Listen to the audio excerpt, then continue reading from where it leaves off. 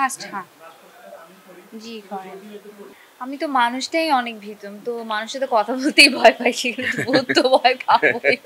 শুধুই যে horror thriller গল্প সেটাও কিন্তু আমরা বলবো না, এটা হচ্ছে বিভিন্ন সম্পর্কের গল্প। প্রত্যেকটা মেয়েই স্কুল কলেজে একটু স্যারদের উপর হালকা ক্রাশ টাশ খায়, তা আমিও এই ব্যতিক্রম না। এরকম সুদর্শন স্যার হলে তো আমি ডুবেছি মায়ায়, আহা কি যে করি হায়, গোপনে খোঁজি করে কন্যা কন্যা কন্যা রে, বলবো মনের কথা শোনা রে কন্যা।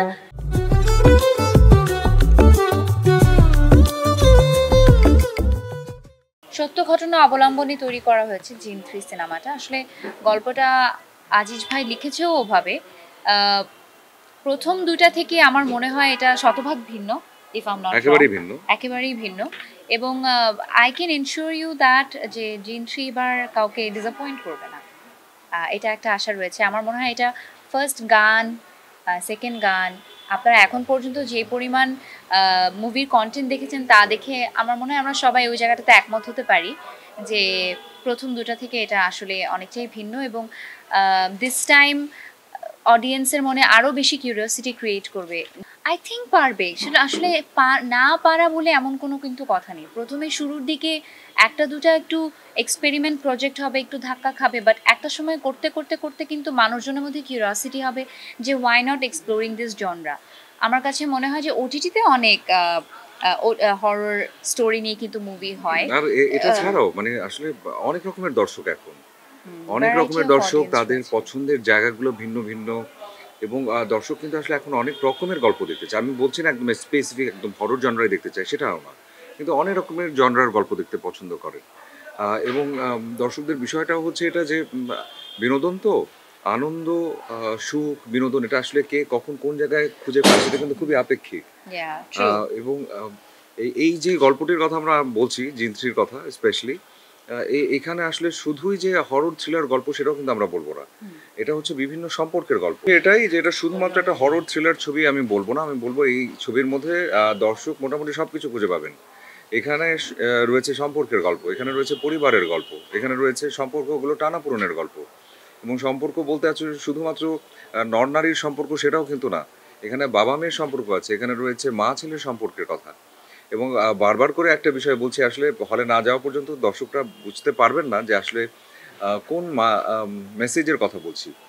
এবং এটা একেবারেই সত্যি যে আমরা এখন যেমন একটা অস্থির সময়ের মধ্যে সবাই জীবন যাপন করি, আমরা কিন্তু অনেক সময় দেখা যায় আমাদের সবচেয়ে কোর জিনিসটা ভুলে যাই কোন জায়গা থেকে, যে বিপদ আপদ সব কিছু নিয়ে, সুখ শান্তি সব কিছু নিয়ে জীবন।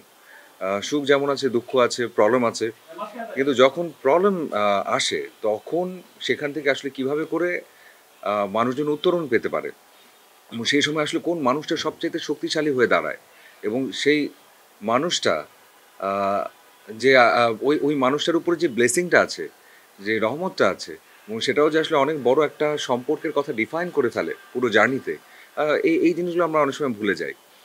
তো আমার কাছে মনে হয় যে এই গল্পটির মধ্যে আসলে সব কিছু আছে।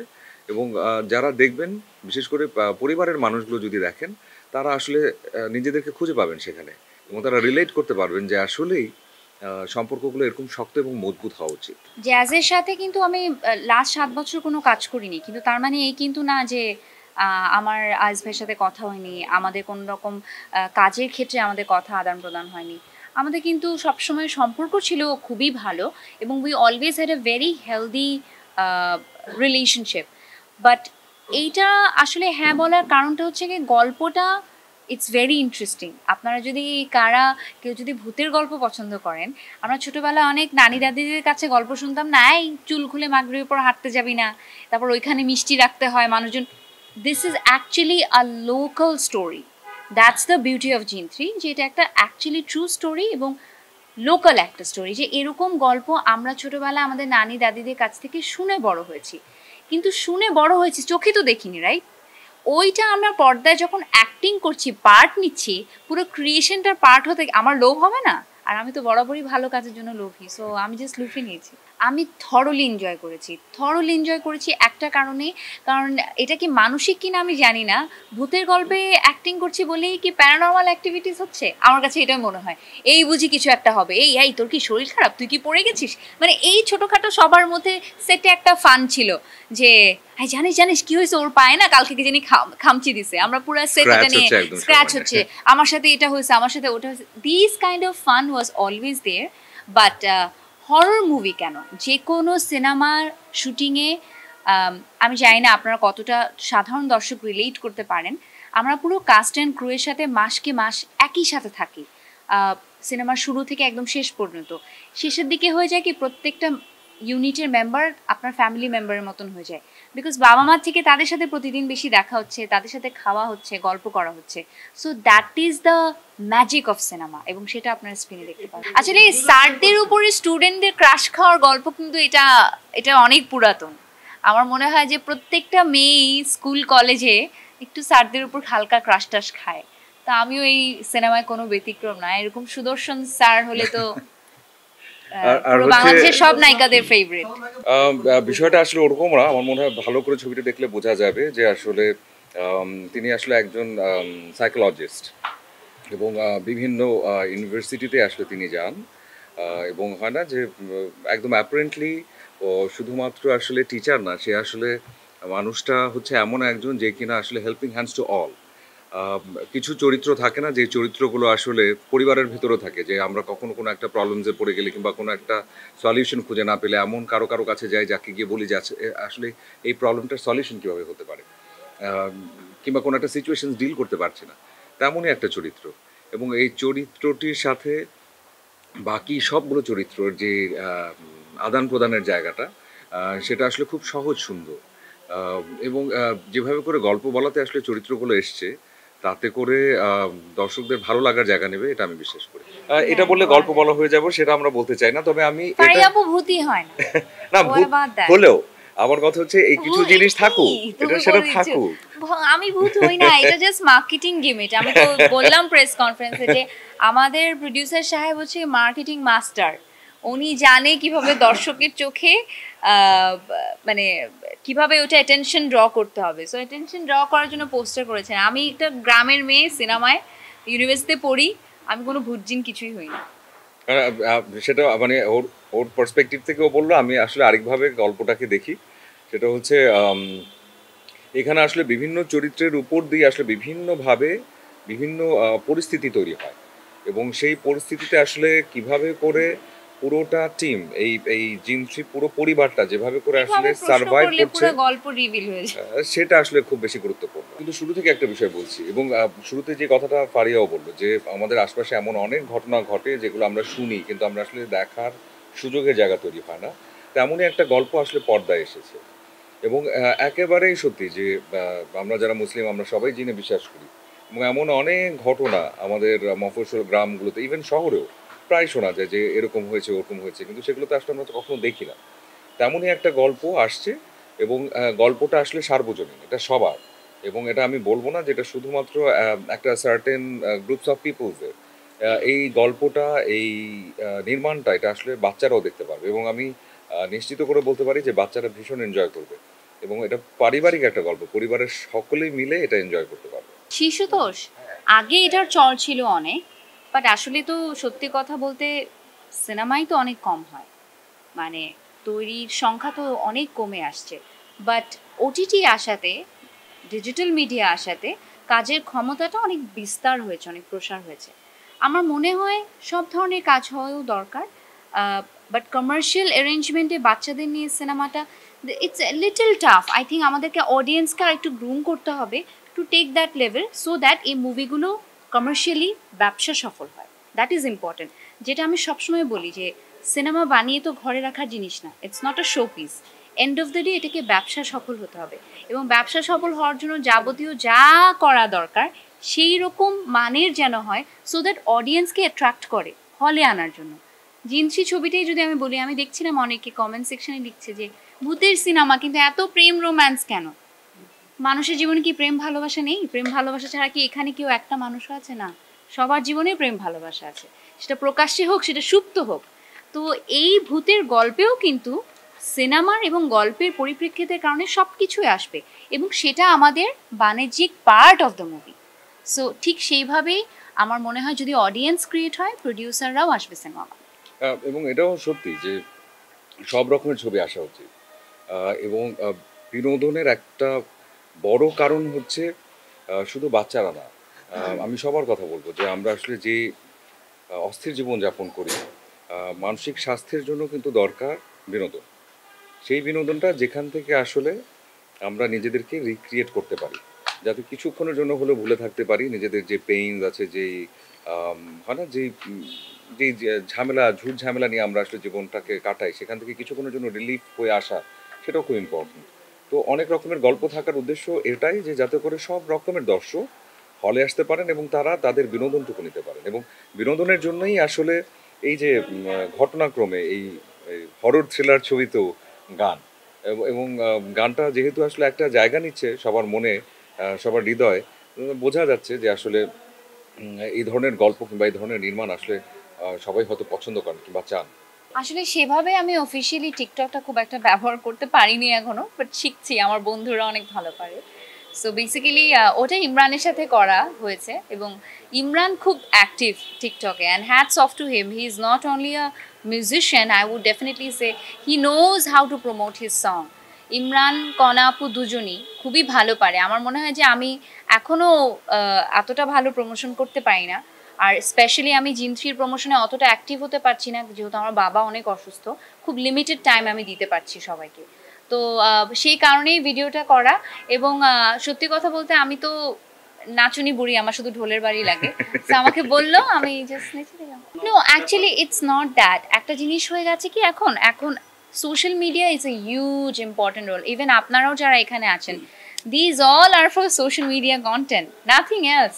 আপনারা আপনার ফোনের গ্যালারিতে এগুলো রেখে দিবেন না। So everybody is making content, এবং এভরি কন্টেন্ট কাউন্টস। সো যদি আমার একটা কন্টেন্টের কারণে আমার সিনেমার জন্য প্লাস পয়েন্ট হয়, why not doing it? There is no exactly. harm. এবং এটাও একেবারে সত্যি যে টিকটকেও এক রকমের বড় একটা অডিয়েন্স আছে যারা কিনা গান শোনেন, গান পছন্দ করেন, গানের সাথে পারফর্ম করতে পছন্দ করেন। যেহেতু আমাদের গানটি আসলে উৎসব আয়োজনের গান, তো সেখানে শুধুমাত্র যে আমরা পারফর্ম করেছি সেটাও কিন্তু না, আমরা ছাড়াও কিন্তু বহু সংখ্যা, আই গেস কত সংখ্যক যেন এখানে আমরা 5 দিনে 50,000 রিলস ক্রিয়েট হয়েছে, 50,000 রিলস ক্রিয়েট হয়েছে এভরিডে 10,000 করে, সেটা শুধুমাত্র টিকটকে, এবং বাকি প্ল্যাটফর্মসগুলোতে আরো অনেক বেশি। The magic of this song হচ্ছে কি জানেন, এই গানটা শুধু ঈদে সীমাবদ্ধ নয়, কারণ ঈদের পরপরই আসছে পয়লা বৈশাখ, আর এবার পয়লা বৈশাখটা বেশ ঘটা করে উদযাপন হবে আমি আশা করি। তো পয়লা বৈশাখ পর্যন্ত, এবং প্রতি বছর পয়লা বৈশাখে দর্শকরা এই গানটাতে এনজয় করতে পারবে। আমাদের একটা মিসিং ছিল যে পয়লা বৈশাখের গান নেই, ফাগুনের গান আছে, বসন্তের গান আছে, আমরা অডিয়েন্সকে একটা পয়লা বৈশাখের গান দিয়েছি। এটা যেটা বলছিলাম যে প্রত্যেকটা জিনিস কিন্তু সেটা তার নিজস্ব ভাগ্য নিয়ে আসে, আমরা আমাদের বেস্ট দিতে পারি। যখন গানটা আমরা শুনেছি তখন আমরা বলেছি যে we want this song because the song is so beautiful. এবং গানটা যখন আমরা চিত্রায়নের জন্য গেলাম, সকল প্রতিবন্ধকতা সব কিছু বাদ দিয়ে আমরা শুধু ফোকাস করেছি, আমরা সবাই। ওর জ্বর ছিল, আমি বেসিক্যালি তার কয়েকদিন আগে আমি ডান পায়ে খুব বাজেভাবে একটা অ্যাক্সিডেন্ট করেছি। বাট পারফরমেন্সের দিকে কেউ কিন্তু বলতে পারবে না যে কোনো ধরনের প্রতিবন্ধকতার মধ্যে দিয়ে আমরা ছিলাম। We give our 200%, and that's what I always say, যে no matter what we will give our best, বাকিটা আল্লাহর ইচ্ছা। বাট সেগুলো আমি অডিয়েন্সকে বলতে চাই না, কারণ আমি এটা হতেই পারে, ইটস নর্মাল। কাজ করতে গেলে যেহেতু আমাদের কাজটা কিন্তু শুধুমাত্র পর্দার সামনে আমাদের ফেসে অ্যাক্টিং না, আমাদের অনেক শারীরিক শ্রম যায়। আমাদের দেখা যায় যে shooting is very exhausting job. এই যে আজকে সকাল থেকে এখন পর্যন্ত প্রমোশন করছি, it's a very exhausting job. কিন্তু হেয়ার মেকআপ নিয়ে বসে থাকা, আরামসে কোথাও বসে যায় না, I think we all agree. So সেই জায়গা থেকে এই কষ্টগুলো আমরা মেনেই নিয়েছি এই প্রফেশনে আসার আগে। শেষ দৃশ্যটা আমরা যে জায়গায় করছিলাম, বট গাছ একটা, যদিও আগেও বলেছি, সেটা প্রায় 100 বছর পুরনো একটি বট গাছ, এবং যাওয়ার পরে শুনেছি সেটা আরও পুরনো, এবং সেখানে যাওয়াটাও একটু কষ্টকর ছিল। মানে আমরা এমনও না যে চাইলেই সঙ্গে সঙ্গে পৌঁছতে পারতাম। আমরা যেখানে ছিলাম ওখান থেকে ওখানে যেতে আমাদের লাগতো প্রায় 40 মিনিট, তারপর আমাদের প্রায় 1-1.5 কিলো হাঁটতে হতো। তো হাঁটবার পরে আমরা যেতে পারতাম, এবং যেতে হতো একটা আইল ধরে। তো ওখানে যখন গেলাম, যাওয়ার পরে হয় কি যে অনেক কিছু তো দেখা যায় না কিন্তু অনুভব করা যায়। যেমন ওখানে যাওয়ার পরে কিন্তু একটু সবার গায়ে একটু ভার হয়ে যেত। হ্যাঁ, এবং সেটা আমি না মানে যারা ছিলেন নাদের ভাই সবারই মুখে একই কথা ছিল যে আসলে খুব মানে স্বস্তি লাগতো না। এবং একটা অদ্ভুত ঘটনা ঘটে যায় হচ্ছে আমাদের এলাহি চরিত্রটা যিনি করছেন আম হীরা ভাই ভীষণ ট্যালেন্টেড একজন আর্টিস্ট। আ আমাদের শেষের দিন যখন ফিরে আসছিলাম তো হঠাৎ করে ওই আইল দিয়ে আসার সময় উনি এমনভাবে পড়ে গেলেন যেটা আসলেই মানে দেখার বাইরে। আ এটা সচরাচর এভাবে কাউকে কখনো পড়তে আমি দেখি নাই। পরে যখন ওনাকে ওখান থেকে রেস্কিউ করে নিয়ে একটু যাওয়া হলো একটা সাইডে তখন ওনার কাছ থেকে শুনতে পেলাম যে উনি বলছিল যে এবং ওনার আশপাশে কেউ ছিল না। ওনার আশপাশে অ্যাটলিস্ট ৫-৬ জনের গ্যাপে আবার সামনেও ৫-৬ জন কেউ নাই এরকম একটা ফাঁকা জায়গার মধ্য দিয়ে উনি যাচ্ছিলেন। আমরা ছিলাম পিছনে। পরে উনি ওখানে যাবার পরে বললেন যে, "সজল ইটস নট নরমাল ওখানে এবং আমার বয়সও এমন না যে আমি আসলে ফান করব। আবার আমি এত ইমব্যালেন্সও না যে আমি আসলে এখন ধপাস করে পড়ে যাব। আ সামথিং হ্যাপেন্ড। কিছু একটা ঘটলো মনে হলো যে মানে ইটস নট নরমাল।" আমি তো মানুষটাই অনেক ভীতু। আমি তো মানুষের সাথে কথা বলতেই ভয় পাই। সেগুলো তো ভূত তো ভয় পাবোই। অনেক ভয় পেয়েছি। হ্যাঁ, ওই যে গা ভার লাগাটা ওটা তো ছিল। আর আসলে credit goes to my entire team. এই যে আমার দেখা যেত ওড়নার সাথে রসুন বেঁধে দিত, লোহা দিয়ে দিত, কিছু না কিছু থাকতো, আপু কিছু হবে না, দোয়া পড়েন, ৩ কুল পড়েন। এগুলো চলতোই আরকি। এটা আসলে কি দিস ইজ অলসো মনের ভয়। ইফ ইউ বিলিভ তোমার সাথে কিছু উল্টাপাল্টা হবে তাহলে ওটাই হবে। তোমার যদি ইমান শক্ত থাকে nothing, no bad energy, no bad spirit can touch you, this is what I believe. এবং ছোটোবেলা থেকে আমার আম্মু আমাকে এটাই বলতো যে আমরা বলতো হ্যাঁ আম্মু কি বলে মাগরিবের পর নাকি ছাদে যাওয়া যাবে না, এটা নাকি কথা, এগুলো কি সত্য? তো আম্মু তখন তোমার যদি ইমান শক্ত থাকে তোমাকে কোনো ধরনের নেগেটিভ এনার্জি ছুতেও পারবে না। এবং দিস হোয়াট আই বিলিভ। এটা নিঃসন্দেহে ভালো একটা সিনেমা। আপনারা যদি সত্যিকার অর্থে পরিবার নিয়ে বিনোদিত হতে চান ঈদের সময়, জিন 3 আরামসে চোখ বন্ধ করে চলে যেতে পারবেন এবং 2 ঘন্টা 20 মিনিট ফাটিয়ে মজা করে আসতে পারবেন, যেখানে নাচ গান প্রেম ভালোবাসা ভয় এভরিথিং আছে। It's a complete package. এটা যে শুধুমাত্র হরর ফিল্ম আমি এখন তার বলবো না। There is lot of twist, there is little bit of comedy as well. আমি একটু চেষ্টা করেছি করার, আপনারা দেখবেন যেটা হয় কি হয় না। Little bit I tried a little bit. হ্যাঁ, লিটল বিট আমি চেষ্টা করেছি কমেডি করার একটু। So that's there. And also on top of it এবার ঈদে অনেকগুলো ছবি রিলিজ হচ্ছে জিন 3-র পাশাপাশি।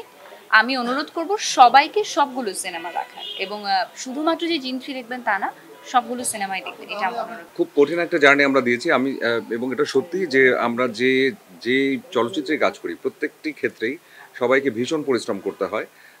সেখান থেকে আসলে কারো কোনো একটা জায়গা ভালো লাগে, কোনো একটা ভালো লাগে না এবং সেটাও খুব স্বাভাবিক। কিন্তু এই যে জার্নিটা জিন 3 এর পিছনে আসলে দুজনকে আমি একদম স্পেশালি বলবো। একজনকে দেখছিলাম চলে গেলেন, কামরুজ্জামান রোমান। তিনি আসলে ভীষণ সাহসী একজন ডিরেক্টর এবং যার কারণে আমরা আসলে এই টানা ১ মাসের জার্নি যেটা দিলাম, ইম্পসিবল জার্নি। কারণ আমাদের ঘুম, খাওয়া, থাকা সবকিছুই আসলে খুব ওলটপালট অবস্থায় ছিল। বিভিন্ন লোকেশনে শ্যুট করতে হচ্ছে এবং আমাদের হাতে সময় কম যেহেতু ঈদে আসতে হবে ছবিটা। তো ওই পরিশ্রমের ভিতর দিয়ে গেছি। প্লাস হচ্ছে যেই জায়গাগুলোতে আমরা গিয়ে শ্যুট করছিলাম, খুব আরামদায়ক জায়গা সেগুলো না। এবং সেই ক্ষেত্রে আসলে এই যে আমাদের আব্দুল আজিজ ভাই তিনি আসলে মেন্টালি এত বেশি সাপোর্ট করে আমাদের সাথে ছিলেন, সেগুলোরই আসলে রিফ্লেকশনস আপনারা পর্দায় বিভিন্ন দৃশ্যে দেখতে পাবেন। সেই সাথে ফারিয়া, যাকে কিনা আপনারা যেভাবে করে এতদিন পর্দায় দেখেছেন এবং আমি গ্যারান্টি দিয়ে বলতে পারি যে আপনারা একেবারে নতুন একজন ফারিয়াকে পাবেন, এতে নো ডাউট অ্যাবাউট ইট। ওকে দেখলে আপনাদের মনে হবে পাশের বাড়ির সেই সুন্দর মেয়েটি যে কিনা এত সুন্দর করে কথা বলে, যে কিনা যার চাওয়াটা এত সুন্দর এবং যার চাওয়াটা এত পরিষ্কার এবং সেই পরিষ্কার চাওয়ার জন্য সে আসলে কি না করছে। এবং সেই সাথে আমার চরিত্র এবং তানিয়া আপা এবং নাদের ভাই সবার চরিত্রের জায়গা থেকে বলবো সবাই আমরা চেষ্টা করেছি যার চরিত্রের জায়গা থেকে যেন সুন্দর কিছু আপনাদেরকে দিতে পারি। সবাইকে একটা বিষয়ে বলবো, গল্প ভাবনা থেকে শুরু করে গল্পের প্লটিং এবং মেকিং সবই অন্যরকম এবং আপনাদের ভালো লাগার জায়গায় নিয়ে যাবে জিন 3, দ্যাটস ফর শিওর। তাই সবাইকে ঈদে দেখার আমন্ত্রণ রইল। পথে পথে হাসি মেখে ফুলেরা ঘ্রাণ ছড়ালো, উড়ে উড়ে কুহুসুরে পাখিরা গান শোনালো। আমি ডুবেছি মায়ায়, আহা কি যে করি হায়, গোপনে খুঁজি কারে ও কন্যা কন্যা কন্যা রে, বলবো মনের কথা শোনা রে, কন্যা কন্যা কন্যা রে, মনে বইছে প্রেমের বন্যা রে, কন্যা ও কন্যা ও কন্যা ও কন্যা।